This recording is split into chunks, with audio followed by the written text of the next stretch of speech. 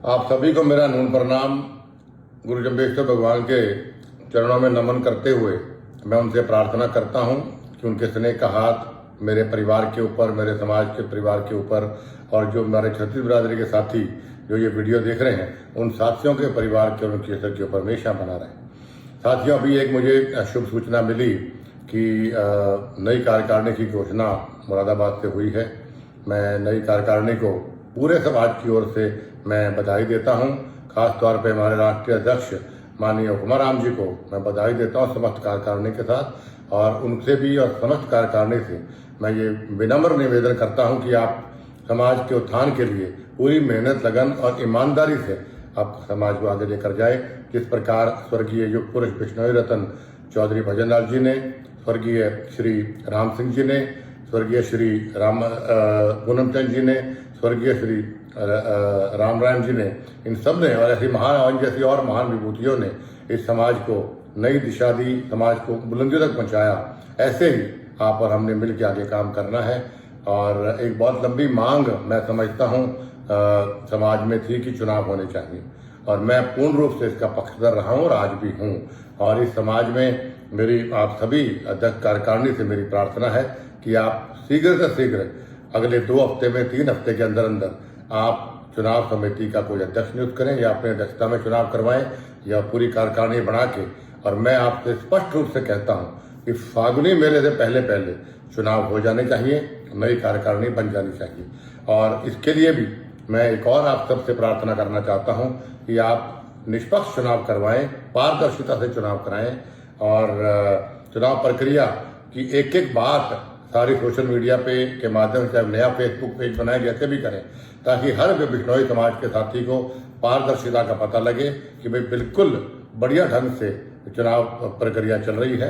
और मैं सभी साथियों को, ये समाज के लोगों को ये विश्वास दिलाता हूँ, वादा भी करता हूँ कि फागुनी मेले से पहले पहले चुनाव हो जाएंगे और नई कार्यकारिणी बन जाएगी। और सभी साथियों से निवेदन कि कोई भी सुझाव चुनाव को लेकर आपने देने हैं तो मेरे दरवाजे हमेशा आपके लिए खुले हैं। मुझे बताइए, हमारे राष्ट्रीय अध्यक्ष माननीय हुक्माराम जी हों या हमारे जितने भी हमारे समाज के कार्यकारिणी सदस्य हैं, ये जो वरिष्ठ नेता हैं, उनको भी आप बता सकते हैं, सुझाव दे सकते हैं।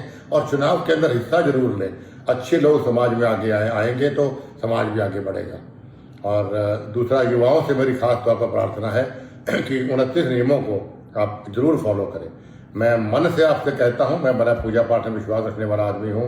मैं 29 नियमों को बहुत सीरियसली फॉलो करता हूं, और क्योंकि वो नियम हमारे स्वर्गीय चौधरी भजनलाल जी फॉलो करते थे, और मानवता कल्याण के लिए गुरु जम्बेश्वर भगवान ने नियम बनाए, तो हम सब की सच्ची श्रद्धांजलि गुरु जम्बेश्वर भगवान को यही होगी कि हम 29 नियमों को सही तरीके से, अच्छे तरीके से और पूर्ण रूप से हम लोग फॉलो करें। और 3-3.5 महीने पहले मैंने अखिल भारतीय बिश्नोई महासभा के संरक्षक पद से इस्तीफा दिया था। तो इसलिए दिया था कि एक तो मेरे पे काम का लोड बहुत था और इस प्रकार मैं समय नहीं दे पा रहा था। लेकिन इस्तीफा मैंने दिया है, लेकिन मतलब प्रेम से इस्तीफा नहीं दिया समाज के प्रति। चौधरी भजनलाल परिवार हमेशा दिन रात समाज की सेवा में लगा रहा है और आगे भी लगा रहेगा। समाज की सेवा करने के लिए मुझे किसी पद की आवश्यकता नहीं है, तो इसमें कोई आप किंतु परंतु ना समझें। मैं समाज के लिए 24 घंटे हाजिर हूँ। और जितने भी हमारे समाज के साथी, अभी बहुत कुछ दिन पहले भी हमारे राष्ट्रीय हमारे गृह मंत्री थे, जो मेरे नेता भी हैं, उनको मिल के हम आए। हमने ज्ञापन भी दिया, सोशल मीडिया माध्यम से देखा भी होगा।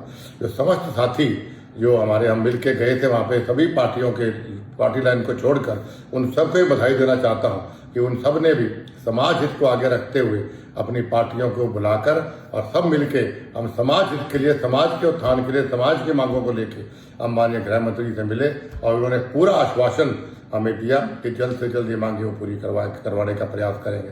तो एक बार पुनः मैं नई कार्यकारिणी को बधाई देता हूं और समाज के सभी साथियों से प्रार्थना करता हूं कि साथियों, हमने मिलकर एकजुट होकर एकता का सबूत देते हुए समाज को आगे लेके जाना है।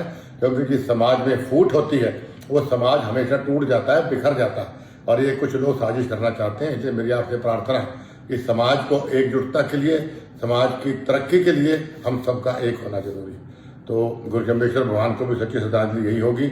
एक बार पुनः नई कार्यकारिणी को बधाई देते हुए मैं गुरु जम्बेश्वर भगवान के चरणों में नमन करता हूँ और प्रार्थना करता हूं कि समाज को और बुलंदियों लेके जाए और मुझे ऐसी ताकत दे कि समाज की निष्ठा से, ईमानदारी से मैं मेहनत कर सकूं। बोलो गुरु जम्बेश्वर भगवान की जय।